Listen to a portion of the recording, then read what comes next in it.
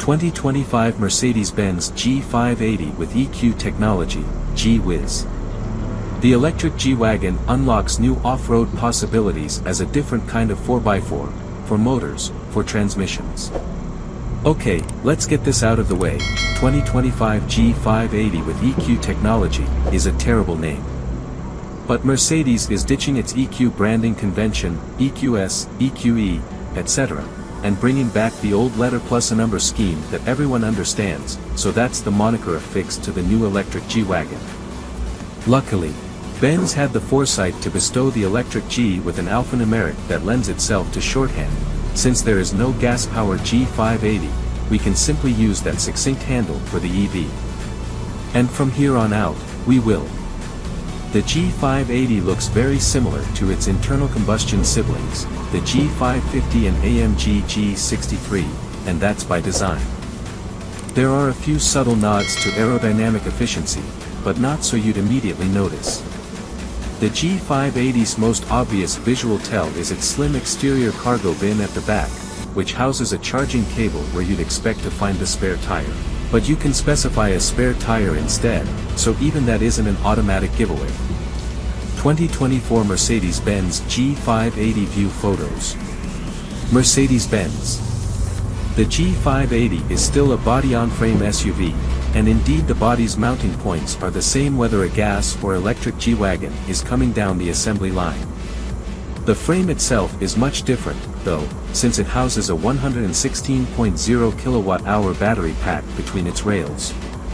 Given that the battery precludes the latter sections of the frame, the pack itself subs in as a stressed member and is designed accordingly, with cells spaced out to allow structural reinforcements tied to the frame.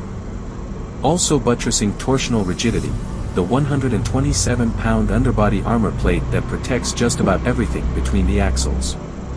Mercedes says that this component, which is fastened with 50 bolts, is made of an intelligent mix of materials including carbon. Which sounds like a step back from claiming a carbon fiber skid plate, but when you peek beneath the G you'll see a familiar glossy black weave that sure looks like carbon fiber. Whatever Benz calls it, the underbody armor is designed to take severe rock-crawling abuse in the name of battery pack preservation, because breaching the pack with a boulder would be a major harsh on your trail ride mellow. Advertisement, continue reading below. Benz also tested the pack in situations that combine torsional stress with rapid temperature changes because, hey, that's off-roading. You might clamber up a mountain with suspension flexing at max articulation for a mile, getting the motors and battery nice and warm while the trail tries to play slinky with the structure, and then plunge into a cold creek and suddenly chill all the components. What happens then?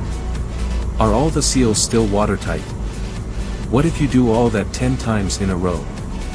Benz feels confident that its test engineers have abused the G580 more severely and creatively than its customers will.